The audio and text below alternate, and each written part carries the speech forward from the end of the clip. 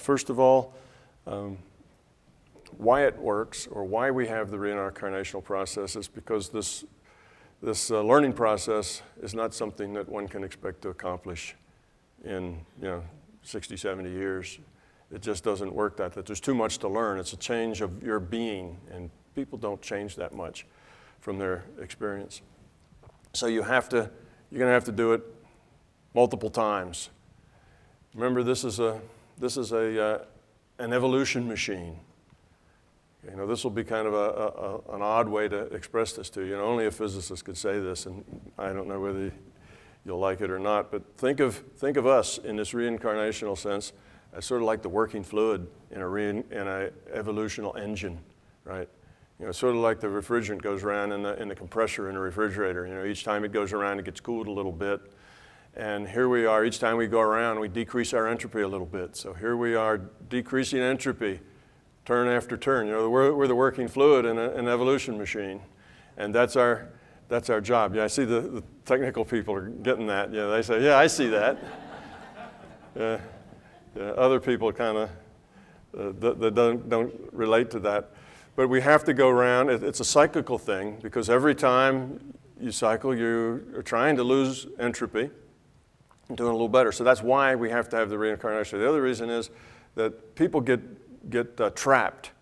What happens to the majority of people is that there's a few times when you think you know everything. One of them is 2. It's called the terrible 2s. The next one is the teenage years. And that's, of course, those are terrible as well.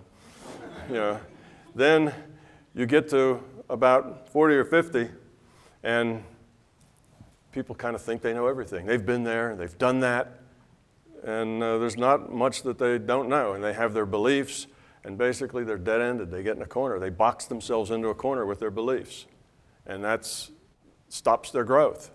So they're just kind of there. Well, you have to give them a chance. You can't say, well, you're stuck, you're there forever. For eternity, you're stuck there. What happens is they die, they get to start over with a clean slate without all those beliefs. They have to regenerate all of that intellectual thinking stuff over from scratch. Now, they don't start over from scratch as far as their quality of consciousness. Whatever quality of consciousness they attained in that last incarnation, that's where they start the next time. But they have to start from 0 as far as their experience base goes, which means all their beliefs and that kind of stuff has to come up pretty much from scratch. Now, that's not entirely true. I'm just giving you the kind of the bigger picture. When you pass from this reality frame, you're just shifting data streams. When you shift that data stream, immediately most people tend to be very confused because they don't know what's going to happen. They're confused. A lot of times they're frightened and terrified. Could be an accidental death, or even if it's just old age, they're often very terrified of death. And they kind of wake up, if you will. They maintain, they don't really wake up, they just continue consciousness, and they're in a different environment. And it's very disconcerting for most. And there is a whole reality frame, a virtual reality frame that's designed just for transitions. And that's what they do there. That's their job. And people who are transitioning, they basically are met, they're guided, and mostly what's being done is they're being set at ease. Relax, everything's okay, you're where you're supposed to be. Yes, everything's fine, relax. Yes, your dog, will get along, and all this reassurance sort of thing. What begins to happen almost immediately is that your past physical life starts to fade very much the way a dream fades when you wake up and you've been dreaming. Okay? It starts to just fade away.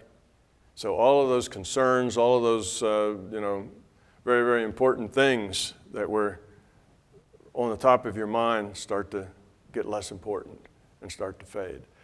You're taken to places that will assure you that you're in process. And a lot of that is just so you feel, because you come knowing that if you have to be doing something, you need to be in process. What line should I stand in? It's kind of the way you feel, because if you're not standing in a line to do something or somebody do something to you, then nothing's happening. So we have these beliefs. So sure enough, they create process. They create lines to stand in, they create places to go, things to do, people to talk to, and okay, your turn's coming. Next we're gonna, And people kind of gradually then get they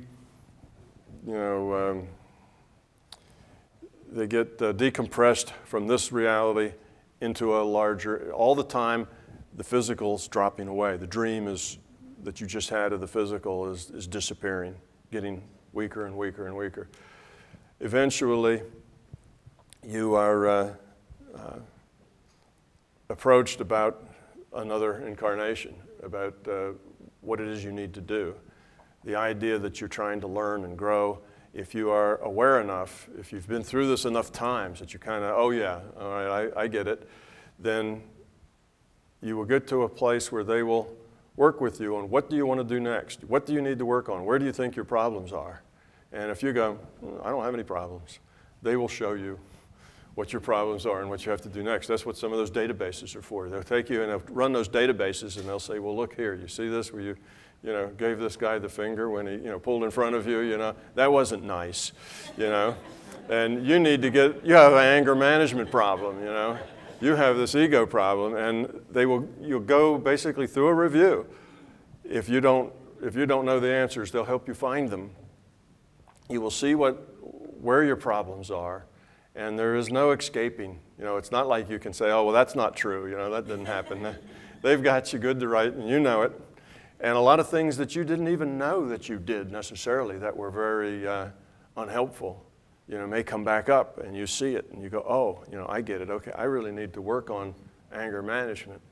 And then you decide, well, then let's put you in a place where anger management's going to challenge you, because that's how you get over things. You don't get over them by ignoring them. You get over by going into them and being challenged by them. So then they'll put you in that situation where, you're a father and you've got 4 teenage daughters, and anger management is really something that you need to work on. Anyhow, do I sound like a guy that had teenage daughters? I have 2 girls and 2 boys, and they're all wonderful. And if you know what you're doing, which is part of this question, if you know about the larger reality, if you understand how things work, you're better at playing the game than you are if you're totally clueless.